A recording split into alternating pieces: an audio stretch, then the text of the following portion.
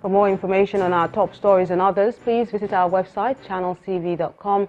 YouTube.com/channelsweb has videos of all our shows. Also watch Channels Television's live stream on YouTube and other social media platforms using your mobile device browser, or download the Channels TV app for Android and iOS devices from their respective stores. And besides giving you access to news updates on the go, the Channels TV and Channels 24 app has an Eyewitness feature, so use it to share those pictures, videos, or news of happenings around you. Just install the app, then tap and swipe to reveal the menu and follow the instructions. And talking about pictures, here are some of them you sent into our Eyewitness portal today. Let's begin with this picture from Lagos State. It shows pedestrians on a part of the Badagry Expressway resorting to riding on people's backs to get to the other side of the road. According to the Eyewitness who sent this, what started as a way for stranded commuters quickly turned into a business, attracting a fee of about 100 naira per ride. The Eyewitness wants the authorities to fix the drainage channel there. In this next picture is the state of a road at the Air Force Base in Enugu. The Eyewitness is drawing attention to this infrastructure and poor drainage channel, which leads to flood. He wants authorities to do something about this. Finally is this road in Bende local government area of Abia State with a lot of potholes. It shows what the Eyewitness reporter says is a federal road that has been in this state for many years. The appeal here is for the state authorities to fix the road and prevent accidents as well as loss of lives. Many thanks for sending in those pictures, and we do encourage you to keep them coming. The governor of Rivers State, Nyesom Wike, is asking federal lawmakers not to be carried away by goodwill messages, especially from politicians. Governor Wike, who was speaking in the wake of the series of messages trailing the conduct of the National Assembly elections, explained that he's careful about such messages. The governor, who received the Anglican Bishop of the Niger Delta province at the Government House in Port Harcourt, says he's aware that some politicians only seek personal interest ahead of political principle. If you know me very well, I'm not carried away by all the congratulatory messages and this and that. In fact, like the message you said, it's from the Bishop of Ikore. He knows one man they call Late Mpi. Mpi said, when you are moving and you are hearing a footstep, watch whether it is going with you or stepping backward. So as a politician too, you know that one group you must watch very well. The politicians, you know, they are easily swayed. Some are not. Some believe when they believe. You know, so a small thing can entice politicians and they change. This is the attitude of politicians. You see a party, these who say they are opposition party. Before you know it, they are selling themselves ads for one porridge for. Oh, this one has one case here. Oh, I want them to withdraw my case. So that's some people don't have principle at all. So they use politics to cover up, you know. So I can assure you that these things we know and we're very guided about it. As more states inaugurate the assemblies, lawmakers are promising to put partisan politics aside and make laws in the overall interest of the people they represent.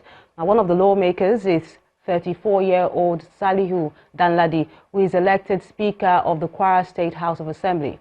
Another is 31-year-old Nasiru Muazu, who emerged the 6th Speaker of the Zamfara State House of Assembly. Kwara State House of Assembly complex. Family and supporters of members-elect of the State House of Assembly here for the inauguration of the 9th Assembly. The 24-member House, 23 of whom are newcomers, are set to elect the 9th Speaker of the 52-year-old North Central State. And here comes 34-year-old Salihu Danladi, emerging as the 9th Speaker.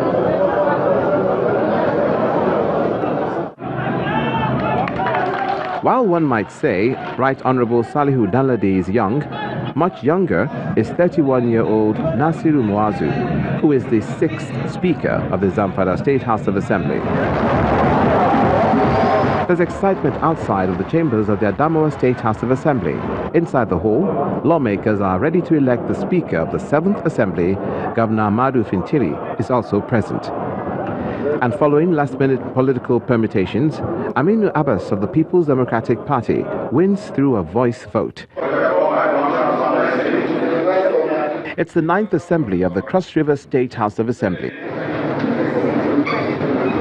The representatives from the 25 state constituencies are electing the Speaker, its deputy, and other principal officers. As he takes his oath, the new Speaker is promising legislation that will impact on every resident of the South-South state. It's a full house at the Enugu State House of Assembly complex, where family members are here to add color to the occasion. Presiding over the affairs of the 25-member House is nothing new to Edward Ubosi, who is having his second shot as the Speaker of the House.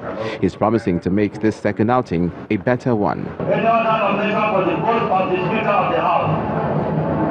Nomination is hereby closed. That's the sound that sealed it for Chinedu Orji as he becomes the Speaker of the 7th Assembly of the Abia State House of Assembly.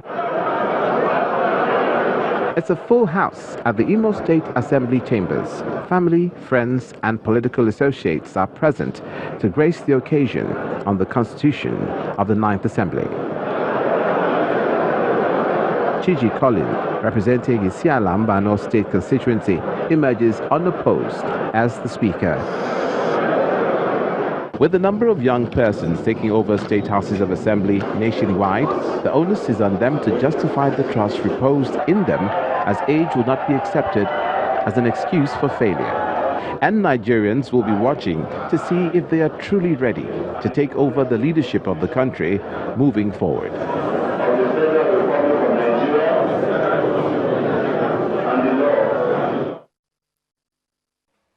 Now let's cross over to Abuja studios, where Malpa is standing by with more stories. Hello.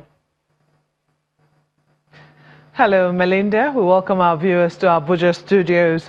Well, President Muhammadu Buhari is pledging that Nigeria will strive to ensure stability in the West African region in the face of terrorism and insurgency. The president made the pledge when he received the United Nations Special Representative of the Secretary General for West Africa and the Sahel, Mr. Mohammed Ibn Chambers, at the State House. Our State House correspondent Gloria Omezioke reports. A day after Nigeria's Democracy Day provided an opportunity for President Muhammadu Buhari to meet with some of the heads of government that attended the ceremony. President George Weah of Liberia was the first to arrive the forecourt of the State House. The president leads him into a private meeting.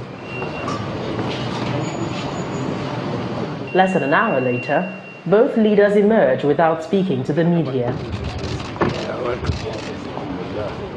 President Muhammadu Buhari also met with the president of the Sahrawi Arab Democratic Republic.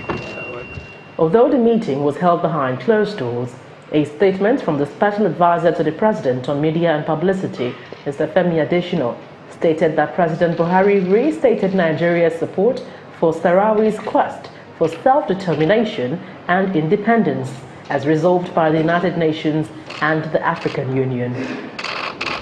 Thank you very much. The president then received in audience the United Nations Special Representative of the Secretary General for West Africa and the Sahel, Mr. Mohammed Ibn Chambers, who represented the Secretary General of the United Nations, Mr. Antonio Guterres, during the Democracy Day celebration. The meeting, which was also held behind closed doors, focused on ensuring stability in the sub-region. In a statement by presidential spokesman, President Buhari stated his belief that peaceful relations with Nigeria's neighbors remained imperative in confronting terrorism and insurgency. It was a day of visits as the first Vice President of the Republic of South Sudan, Mr. Taban Dengai, also came to seek Nigeria's continued support towards lasting peace in his country. From the presidential villa, Gloria Umezuke, Channels Television News. And in the legislative chambers, the House of Representatives has passed a motion urging the Inspector General of Police and other security agencies to strengthen the operations across the country. The motion was sponsored by Mr. Ajibola Murena, following the recent attacks by armed bandits and criminals in some local government areas in Oyo State. He also asked the National Emergency Management Agency to visit affected areas and provide relief materials to victims of the attacks. The House notes with apprehension the desertedly attacks and kidnappings carried out on Irua, Lanlate, Igangan, Tapa, Ayete, Igbora, and Ibere, Ibarapa East, Ibarapa Central, and Ibarapa North local government areas of Oyo State by armed bandits and criminal elements notorious for kidnapping, rape, and extortion of huge sums of money from their victims. These bandits carried out their daylight robberies and kidnappings on the innocent people, mostly at various fuel stations, highways, and other farmlands. When the news at 10 returns, Bankers Committee of the Central Bank announces partnership with Pension Commission to provide more access to mortgage financing. That's some business news. Do join us again.